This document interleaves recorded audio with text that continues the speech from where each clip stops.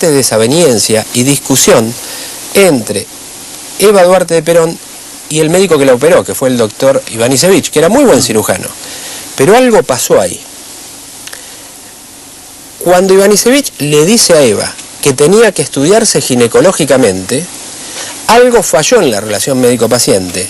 Eva Duarte de Perón, y ahora te cuento intimidades porque hablé con la enfermera que estuvo hasta el último día con ella, a María Eugenia Álvarez, algo pasó en esa relación.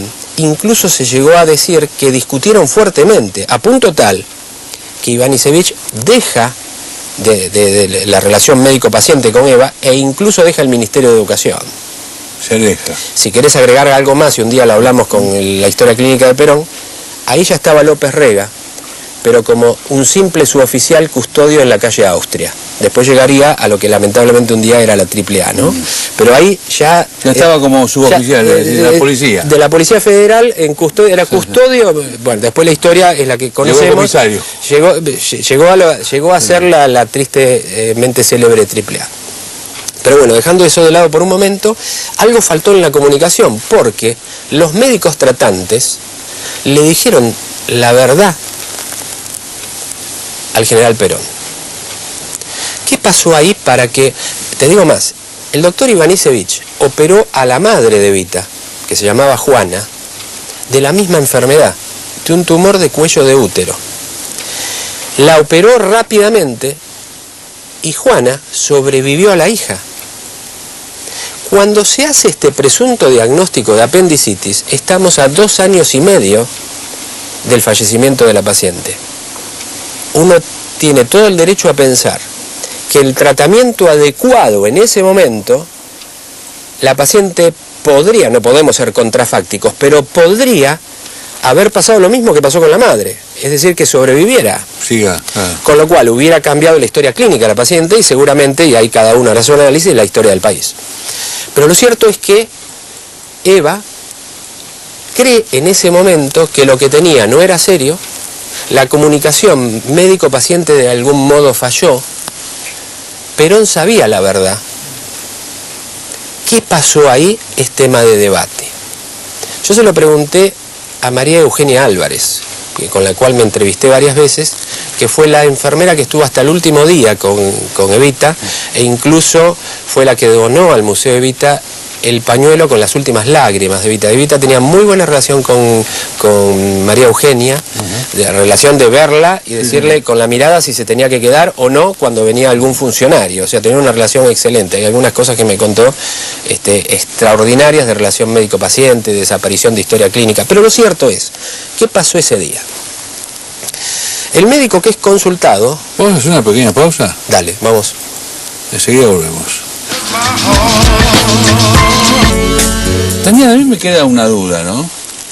Perón, un tipo inteligente, informado, formado, viajado, había estado en Europa como agregado militar, sabiendo que su mujer tenía esta enfermedad, ¿se queda de brazos cruzados? ¿Por qué?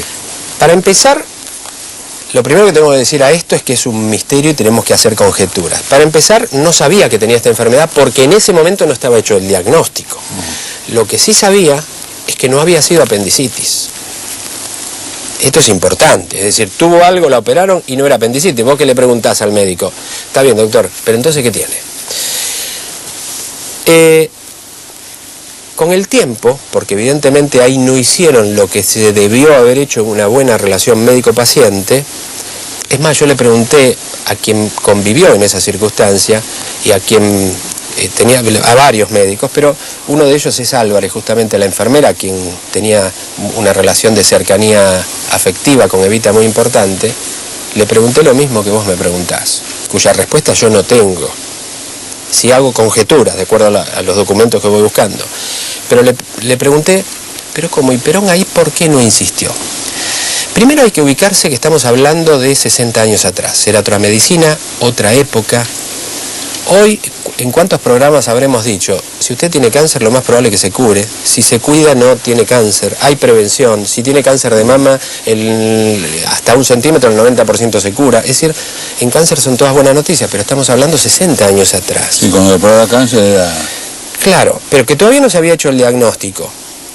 pero le dicen a Perón que tenía que estudiarse ginecológicamente, y también había un contexto político que no podemos olvidar, donde ella dice, y después termina diciendo, renunciaré a los honores pero no a la lucha. Es decir, ella creía que el sistema o las Fuerzas Armadas o la Armada, la Marina, la quería separar de la actividad pública.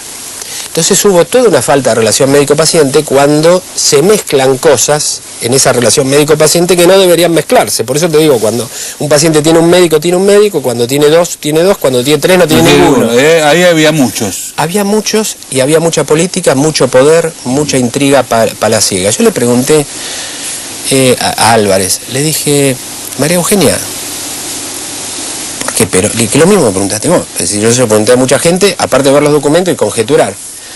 Me dice, Perón la quería enormemente. Yo nunca, llorando, me lo decía, nunca vi llorar a un hombre como vi llorar al general Perón el día que Eva murió. Desgarradamente. Yo digo, está bien, pero íntimamente, ¿usted qué cree? Y ahí se empezaron a pasar palabras como negación, como palabras que era otra época, como palabras... Una cosa que dijo puntualmente fue, yo creo que no quería que sufra sus últimos momentos, sus últimos días o lo que le queda de vida. Que médicamente no era correcto, porque pasaron 2 años y medio. Ajá. Vos imaginate que dolor abdominal, se opera de apéndice, no era apéndice, bueno, historia clínica, no tengo diagnóstico. Ojo, esto no implica hablar de malpraxis o error médico. ¿Por qué?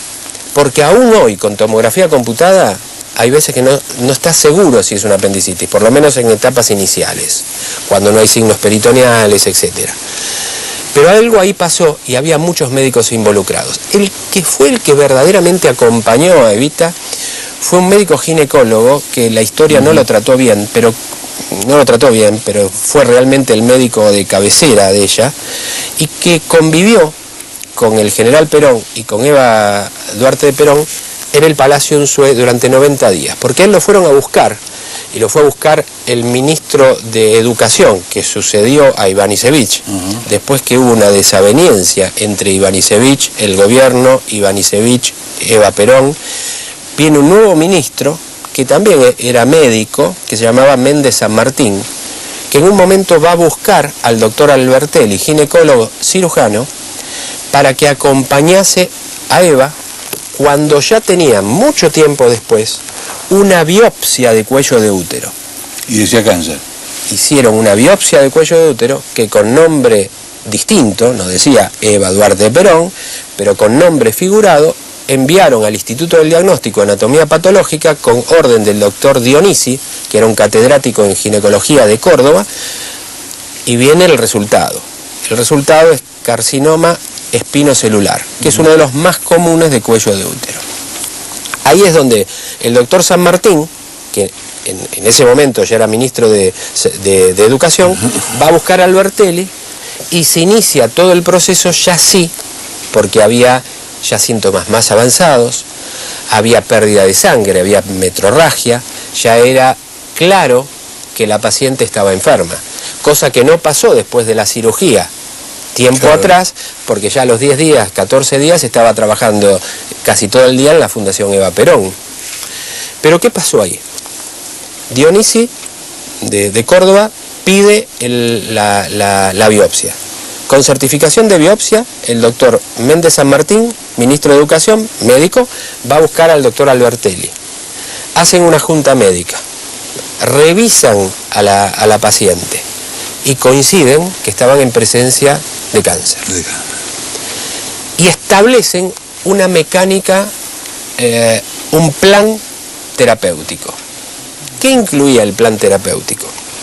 El plan terapéutico incluía agregar unas barritas, unas cápsulas de radio, como si fueran sustancias radioactivas, intravaginales, para que la radioterapia local vaya disminuyendo el tumor, el estado general de la paciente mejore y después ir a una intervención quirúrgica, porque ya en ese momento no estaba en las mejores condiciones quirúrgicas. En esto habían coincidido el doctor San Martín, el doctor Méndez, que después juega un rol muy